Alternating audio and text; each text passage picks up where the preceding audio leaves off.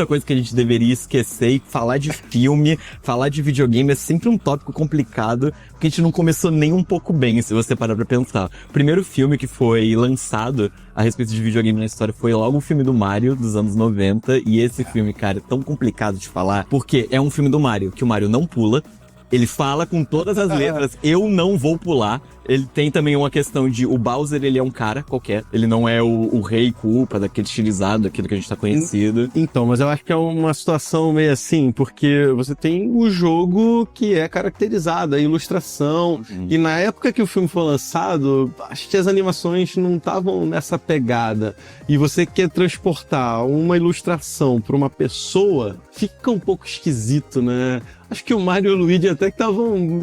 Bota os italianos lá e vambora. Mas aí o vilão, como é que você faz? O Mario, ele até ficou legal, a caracterização, né, do ator, mais gordinho, etc. Mas, por exemplo, eles erram muito as cores. Tem hora que o Luigi tá de vermelho e o Mario tá de verde. E aí fica um pouco mais esquisito. E você comentou também nesse quesito da caracterização dos personagens, etc. Se a gente lembrar dos Goombas desse filme, é literalmente um armário. O The Rock lá, gigantão, os atores são um armário. A cabecinha desse tamaninho pra ser o Goombinha. Então, realmente foi uma tradução muito complicada de se fazer. E quando a gente tem esses estilos mais cartunescos, né? É muito difícil de você traduzir do jogo pra tela. A gente teve um pouco de problema nisso também. No filme do Sonic, por exemplo, que é um filme que ele vai cair numa categoria que a gente vai falar mais pra frente, são os filmes bons. Beleza. Mas a gente vai ter que lembrar que naquele comecinho, meu irmão, aquele Sonic tava esquisito.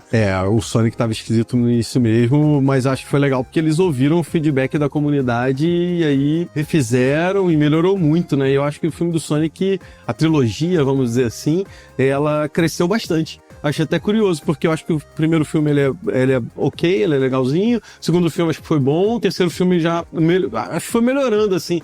Coisa que muitas vezes não acontece no cinema, né? Normalmente é o contrário. Faz um filme muito bom, aí o pessoal quer aproveitar a onda, e aí o segundo filme já e vai caindo, né? O Sonic não, acho que foi legal. E foi exatamente essa toada do filme que vai piorando que eu trago uma das maiores, acho que aberrações cinematográficas que eu vi na minha vida. Vou pagar de cinéfilo aqui, tô tendo uma posiçãozinha com as mãozinhas. Não sei opinar. Que eu não sou capaz de opinar, perfeito. Que é Mortal Kombat 2, Aniquilação. Esse filme, quando eu lembro dele, já me vem tantos calafrios e tantos chroma keys borrados e mãos que vão sumindo. Porque o que acontece? O primeiro filme do Mortal Kombat, ele é meio tosquinho, ele é um filme Sessão da Tarde. O clássico filme Sessão da Tarde. E tem lá umas coisinhas meio toscas, umas traduções do filme pro jogo que não foram tão boas assim, mas ele não é um filme legal. É um filme passável, que tem boas cenas de lutas, etc. O segundo filme, o Aniquilação, o roteiro ele é muito esquisito, os personagens eles não fazem tanto sentido, os atores eles estavam ali... Os efeitos são esquisitos demais. Os efeitos eu não quero nem entrar nessa toada, porque que nem eu comentei, eu brinquei aqui de chroma key sumido.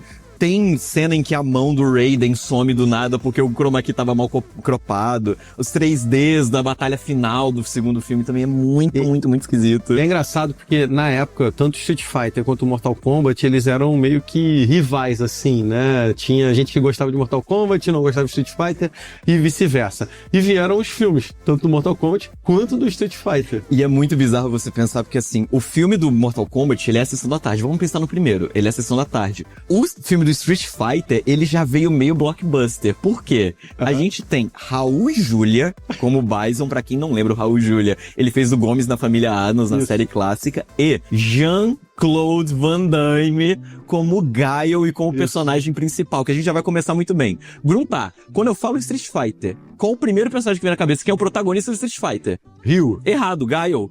Tem que ser o Guile. É claro que a gente vai contratar o Jean-Claude Van Damme, vai colocar ele de Guile e vai colocar ele como personagem principal. Então ele já vem numa toada de você ter um filme grande, de você ser realmente um blockbuster de Street Fighter. E ele tem algumas quesitos de, por exemplo, caracterização dos personagens, que são até boas. As roupas lá pro final do filme chegam a ser fiéis, etc. Tem uma galerinha que fica bacana. O próprio Raul Julia como Bison, ele é legal. Ficou legal. Mas se você vê o roteiro do filme, cara, tem cada cena maravilhosa.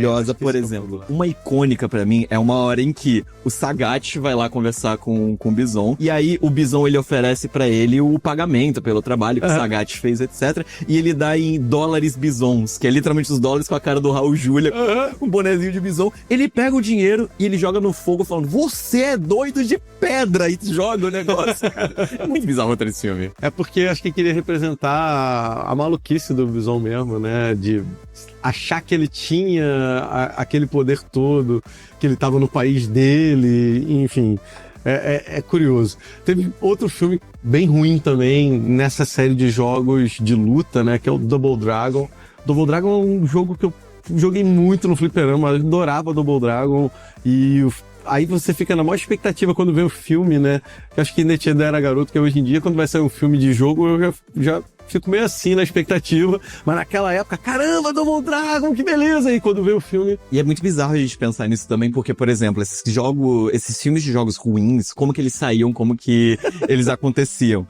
Se não me falha a memória, isso momento informação aí pra cada um de vocês está assistindo. Se não me falha a memória, tinha alguns países, por exemplo, Alemanha, países da Europa, na qual ele tinha um incentivo pra se fazer filme, e você meio que ganhava mais do que a produção custava. Então, qual que era a lógica? Você pegava uma licença de um jogo, que era uma licença barata, fazia um filme qualquer coisa, e você lucrava não com a bilheteria do filme, lucrava com o apoio que o país que foi gravado, etc e tal. E aí saíam esses filmes bizarros, tipo do Double Dragon, tinha os filmes do próprio filme do Mortal Kombat, ele foi um pouco nessa toada. A gente tem uns outros filmes também que são legais de falar, que são filmes adjacentes a videogame, né? Pra além Não, calma aí, não vai assim não, porque eu quero falar de filme ruim. Tem que falar de filme que não é velho. Não é velho. É verdade. Porque é um momento histórico. Porque às vezes fica com essa impressão de que os filmes eram ruins porque eram velhos, e aí os efeitos especiais são ruins e tudo mais. Só que eu não acho que esse é o ponto, cara. Porque tem filmes novos, jogos novos, que fizeram filmes que são muito ruins. E já vou puxar logo o Borderlands, por exemplo.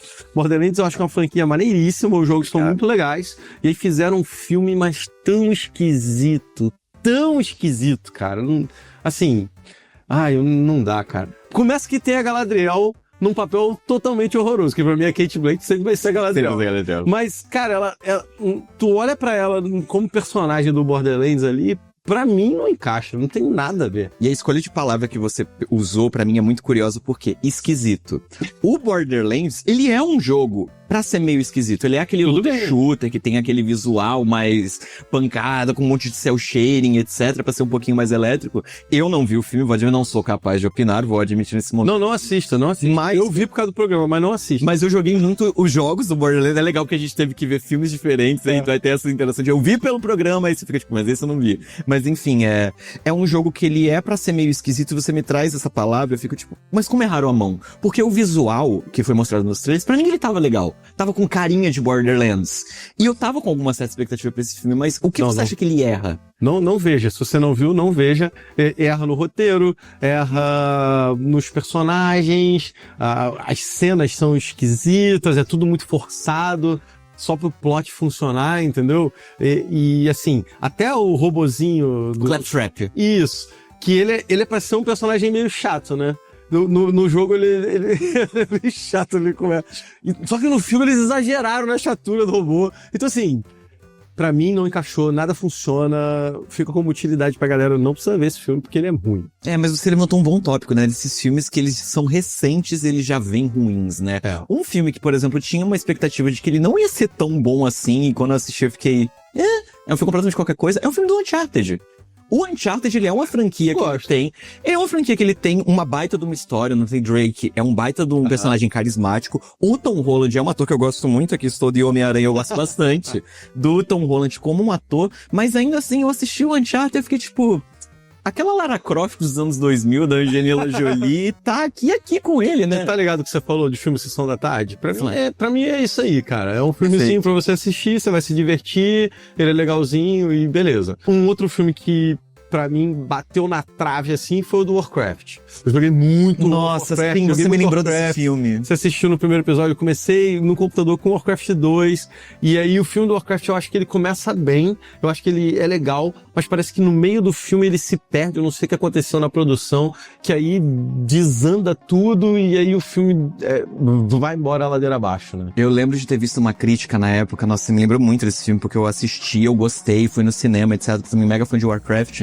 E eu vi uma crítica de um cara falando que parece que são várias cutscenes colocadas uma atrás da outra pra tentar fazer uma história. E é justamente isso que acontece nesse meio do filme, nesse segundo ato. Porque a gente tem a introdução, então vai mostrar os personagens, a história. Aqui a história... E pra mim até aí tava tudo bem. E aí quando começa a ir de um ponto pro outro, sem ligação, realmente parece que são várias cutscenes. Sabe quando você pega o compilado de cutscenes do Warcraft 3 e tenta montar o filme, dá essa sensação. Então é um filme que realmente ele se perde um pouquinho ali. Ô, Tobico, se liga, vai. Agora eu deixo você por os dos filmes adjacentes. Porque já tá bom de filme ruim. Porque eu estava Senão a gente vai matar nossos ouvintes. Perfeito. Por que eu tava querendo pros filmes adjacentes, ainda na toada dos filmes ruins? Eu queria lembrar de um filme que ele não é de videogame, não é inspirado num videogame, mas é sobre videogames, que é o gênio dos videogames, que ele veio antes do filme do Mario, então ele pode... Eu comentei que o Mario é o primeiro filme de videogame, mas filme sobre videogame teve o gênio dos videogames antes. Que o que consiste o gênio dos videogames? É uma gigantesca propaganda da Nintendo. É um filme de sessão da tarde, é um filme de road trip. Eu não vi esse filme, eu não vi. É um filme de road trip na qual um garoto, ele quer ir pra Califórnia por um motivo que ninguém conhece.